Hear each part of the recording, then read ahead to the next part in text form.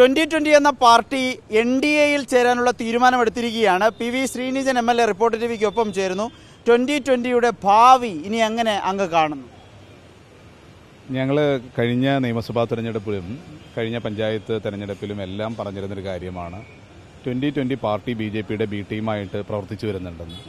അതിൻ്റെ ഭാഗമായിട്ട് സാബു ജേക്കബ് അദ്ദേഹത്തിൻ്റെ പാർട്ടിയിലുള്ള 12ഓളം ആളുകളാണ് BJPയിൽ ചേർന്നത്. സാബു ജേക്കബിനെ എതിർത്തുകൊണ്ടെന്നുള്ളൊരു വ്യാജേന BJPയിൽ ചേർന്നു.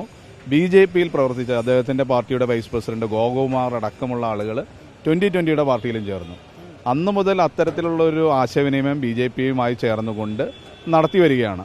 പക്ഷെ അദ്ദേഹം രാഷ്ട്രീയ നിലപാട് വൈകിപ്പിക്കാൻ കാരണം ഈ പഞ്ചായത്ത് തെരഞ്ഞെടുപ്പിൽ എങ്ങനെയായിരിക്കും 2020യുടെ പെർഫോമൻസ് എന്ന് കാത്തിരിക്കുകയായിരുന്നു. പക്ഷെ അടപടലം 2020 താഴേക്ക് പോയ സാഹചര്യത്തിലും സാബു ജേക്കബിൻ്റെ ബിസിനസ് അമേരിക്ക അടക്കമുള്ള സ്ഥലങ്ങളിൽ അദ്ദേഹത്തിന് നേരിട്ട തിരിച്ചടികൾക്ക് ഭാഗമായിട്ട് ഇനി അദ്ദേഹത്തിന് ബിസിനസ്സുമായി ഇന്ത്യയിൽ നിലനിൽക്കണമെങ്കിൽ കേന്ദ്ര സർക്കാരിൻ്റെയും BJPയുടെയും സഹായം ആവശ്യമാണ്. അപ്പോൾ ഇതൊരു രാഷ്ട്രീയ നിലപാടായിട്ട് ഞാൻ ഒരിക്കലും കാണുന്നില്ല. സാബു ജേക്കബിൻ്റെ വ്യക്തിപരമായിട്ട് അദ്ദേഹത്തിന് ഏറ്റ തിരിച്ചടികൾക്ക് കോമ്പൻസേറ്റ് ചെയ്യുന്നതിന് വേണ്ടി BJPയുമായിട്ടൊരു ചങ്ങാത്തത്തിൽ അദ്ദേഹം ഇപ്പോൾ ഏർപ്പെട്ടിരിക്കുന്നു. കച്ചവടത്തിന് വേണ്ടി പരസ്യമായ ഒരു നിലപാടിലേക്ക് എത്തിയിരിക്കുന്നു. കച്ചവടം തന്നെയാണ് പണ്ടും സാബു ജേക്കബ് കച്ചവടം തന്നെയായിരുന്നു അദ്ദേഹത്തിൻ്റെ ലക്ഷ്യം. പക്ഷെ അദ്ദേഹം ഇപ്പം ഞാൻ മനസ്സിലാക്കുന്നത് അദ്ദേഹം ഇത്തരത്തിൽ ഒരു നിലപാടുമില്ലാതെ തരം താഴുന്ന രീതിയിലേക്ക് അദ്ദേഹത്തിന് വിശ്വസിച്ചിരുന്ന ആളുകളെ അദ്ദേഹം വഞ്ചിച്ചിരിക്കുകയാണെന്നാണ് ഞാൻ മനസ്സിലാക്കുന്നത്. കാരണം അദ്ദേഹത്തിൻ്റെ പാർട്ടിയിൽ അറിയാം ന്യൂനപക്ഷങ്ങൾ ഏകദേശം 90% വരുന്ന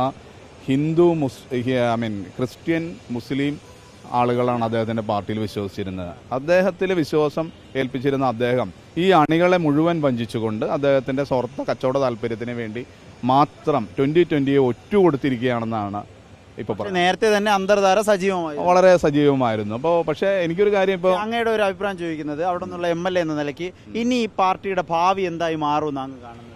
അല്ല, സ്വാഭാവികമായിട്ടും തകർച്ചയിലേക്ക് പോകും. BJPക്ക് പ്രത്യേകിച്ച് അതുകൊണ്ടൊരു നേട്ടം ഉണ്ടാവുമെന്ന് തോന്നുന്നില്ല. പക്ഷേ വ്യക്തിപരമായിട്ട് സാബു ജേക്കബിൻ്റെ ബിസിനസ്സിൽ ഒരു പക്ഷേ അതുകൊണ്ട് ഗുണമുണ്ട്, കേന്ദ്ര സർക്കാരിൻ്റെ ഗുണം. പക്ഷേ അതോടൊപ്പം തന്നെ എനിക്ക് പറയാനുള്ളത് കോൺഗ്രസിൻ്റെ ജില്ലാ പ്രസിഡന്റിനോട്, എറണാകുളം ജില്ലാ പ്രസിഡന്റിനോട് എനിക്കൊരു കാര്യം ആവശ്യപ്പെടാനുണ്ട്. ഇപ്പോൾ NDAയുടെ ഭാഗമായിട്ട് നിൽക്കുന്ന ഈ 2020യുടെ പിന്തുണയോടുകൂടി പുത്തൻകുരിശ് പഞ്ചായത്ത് ഭരിക്കുന്നത് കോൺഗ്രസ്സാണ്.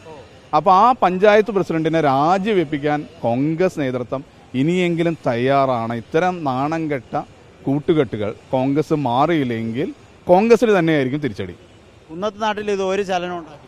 കുന്നത്ത് നാട്ടിൽ 2020നെ സംബന്ധിച്ച് വലിയ കൊഴിഞ്ഞുപോക്കുണ്ടാവുമെന്നാണ് ഞാൻ വിശ്വസിക്കുന്നത്. അടുത്ത നിയമസഭാ തെരഞ്ഞെടുപ്പിൽ ഈ കൂട്ടുകെട്ട് ഒരു ലാഭവും ഉണ്ടാക്കില്ല. ലാഭം ഉണ്ടാവും സാബു ജേക്കബിന്, അത് അദ്ദേഹത്തിൻ്റെ ബിസിനസ്സിൽ മാത്രമായിരിക്കും, പൊളിറ്റിക്സിൽ മാത്രമല്ല.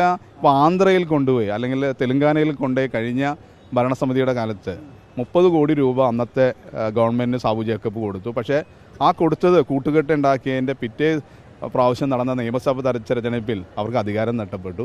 ഇനി മോദിജിക്ക് എന്ത് സംഭവിക്കുമെന്ന് നമുക്ക് കാത്തിരുന്ന് കാണാം. വളരെ പ്രധാനപ്പെട്ട പ്രതികരണമാണ് ഇത്. ലാഭമുണ്ടാകുക, കച്ചവടത്തിൽ ലാഭമുണ്ടാകും, പക്ഷേ രാഷ്ട്രീയത്തിൽ കൂട്ടുകെട്ട് കൊണ്ട് ഒരു ലാഭവും ഉണ്ടാകില്ല എന്നാണ് MLA ശ്രീനിജൻ പറഞ്ഞു വയ്ക്കുന്നത്. വീഡിയോ ജേർണലിസ്റ്റ് സച്ചിനൊപ്പം റിപ്പോർട്ടർ ആദിൽ പാലോടൻ, റിപ്പോർട്ടർ തിരുവനന്തപുരം.